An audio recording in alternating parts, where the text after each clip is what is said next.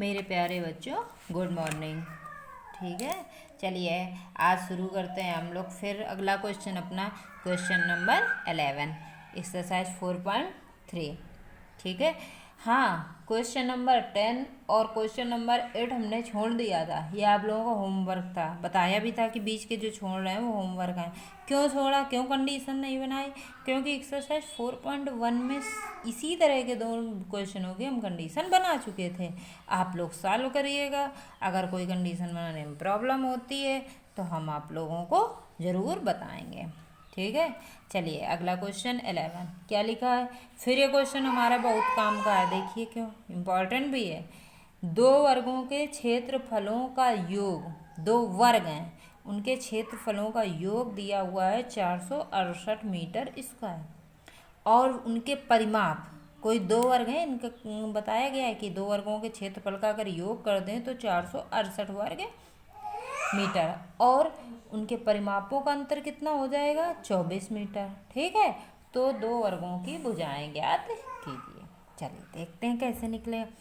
मान लिया, माना एक वर्ग की भुजा x मीटर, दूसरे वर्ग की भुजा y मीटर। तो पहले वर्ग का क्षेत्रफल का फार्मूला क्या होता है, भुजा स्क्वायर, तो एक्स स्क्वायर।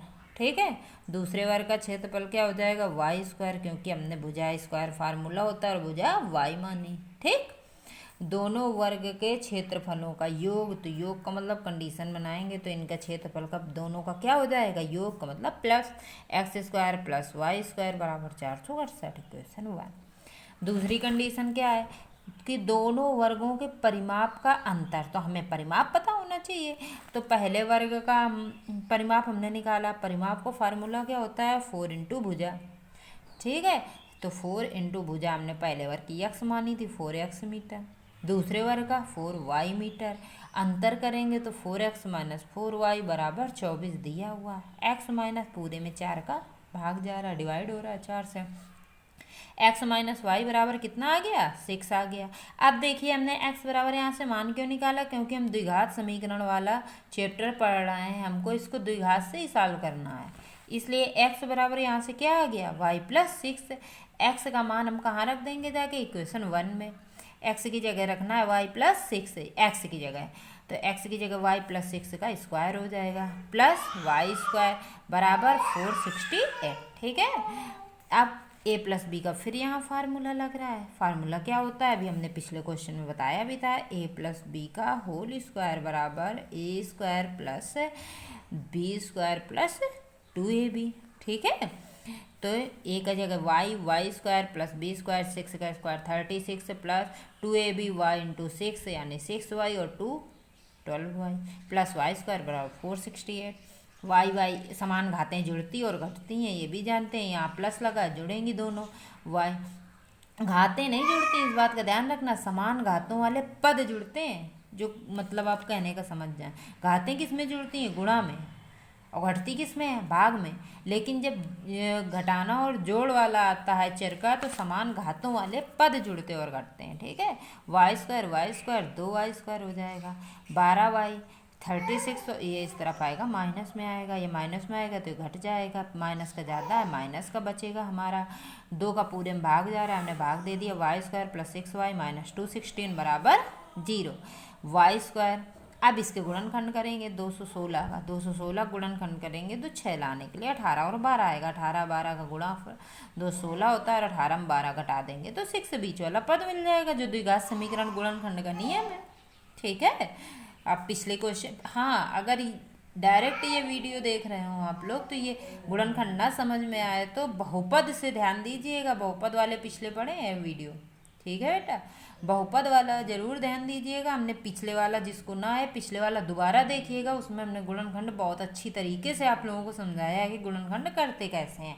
फिलहाल गुणनखंड हम लोग 9th 10th में पढ़ रहे हैं, 9th पढ़ चुके, 8th पढ़ चुके, गुणनखंड पढ़ते आ रहे हैं। लेकिन फिर भी बहुपद वाले चैप्टर में गुणनखंड आपको बहुत अच्छी तरीके से समझाया गया है। ठीक है, चलिए आगे गुणनखंड के आगे देखते हैं, कॉमन लेते हैं। कॉमन क्या मिलेगा, कॉमन देखिए इसमें क्या मिल रहा है, y मिल रहा है, y प्लस 18। फिर इसमें क्या कॉमन मिल रहा है, -12 कॉमन मिल रहा है, तो y माइनस 18 अच्छा माइनस कॉमन लिया तो माइनस माइनस प्लस हो जाएगा, y प्लस 18 दोनों से मिल रहा है तो y plus 18 minus y minus 12 बराबर 0। अब जब y प्लस 18 बराबर 0 तो y बराबर माइनस 18, ये अमान हो गया। क्यों? क्योंकि माइनस में भुजा हमारी होगी नहीं, y माइनस 12 बराबर 0 तो y बराबर 12 हो गया हमारा। ठीक है, समीकरण 2 से। क्यों 2 से? क्योंकि x का तो भी मान निकालना है हमें, तो x का मान निकालेंगे तो 12 प्लस 6 बराबर 18।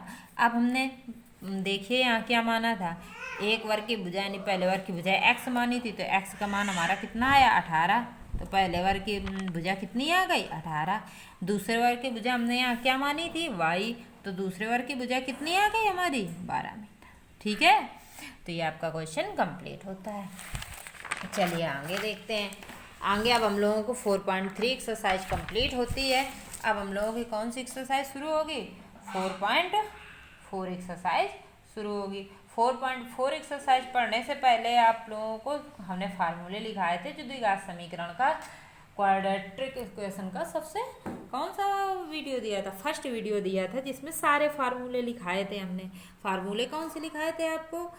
क्या क्या लिखाया था? जिसमें द्विघाती सूत्र भी लिखाया था, द्विघाती समीकरण का मानक समीकरण भी लिखाया था, और उसमें एक चीज लिखाई थी कि मूलों की प्रकृति। क्या लिखाई थी? मूलों की प्रकृति, कि हम कैसे अरे द्विघात समीकरण की प्रकृति, कि कैसे पहचानेंगे कि द्विघात समीकरण के मूल अस्तित्व में हैं कि नहीं है। 4.3 में यही पढ़ के आए हैं, 4.4 में भी यही क्वेश्चन है। पहला देखिए क्या लिखा है, निम्न द्विघात समीकरणों के मूलों की प्रकृति ज्ञात कीजिए। यदि प्रकृति अस्तित्व में आते हैं, मूल किसमें मूल आते हैं? अस्तित्व में आते हैं, तो उनको ज्ञात कीजिए। 4.3 का पहला सवाल बिल्कुल सेम यही था, पहले प्रकृति ज्ञात करनी है। प्रकृति का मतलब हम d निकालेंगे। d बराबर क्या करते हैं पहले क्वेश्चन में? देखिए 4.1 एक्सरसाइज, अरे 4.3 एक्सरसाइज आप लोग अपनी लगाए हैं सब लोग। d निकालते हैं। अगर d का मान शून्य या शून्य से ज़्यादा आता है, मतलब d का मान शून्य आ जाए तो मूल अस्तित्व में है, और अगर d का मान शून्य से ज़्यादा का मतलब कोई भी पॉजिटिव नंबर आ जाए, 1 2 3 4, चाहे जितना पॉजिटिव आना चाहिए, प्लस में आना चाहिए, माइनस में नहीं होना चाहिए। क्योंकि हमने d की 3 प्रकृति आपको लिखाई है। d बराबर 0, मूल समान होंगे, दोनों मूल कैसे होंगे? समान होंगे। d का मान पॉजिटिव यानी d ग्रेटर देन 0। क्या होगा? मूल हमारे अस्तित्व में होंगे लेकिन भिन्न भिन्न होंगे। d lesser than 0, lesser than का मतलब d का मान माइनस में आना चाहिए, माइनस में आना चाहिए, तो d लेजर देन 0। कल एक बच्चे ने हमसे क्वेश्चन भी पूछा था, उसका मान बेटा माइनस में था, इसीलिए आपको हमने लिख के भेजा था आपके आंसर में कि d का मान -31 है, इसलिए मूल प्रकृति नहीं होगी। ठीक है, तो ये आप फर्स्ट क्वेश्चन आप लगाएंगे। अगर d का मान पॉजिटिव और 0 आ जाए तो आपको आगे सॉल्व करना है। अब मूल निकालने की 2 विधियां आप पढ़ चुके हैं। कौन कौन सी विधि पढ़ चुके हैं आप?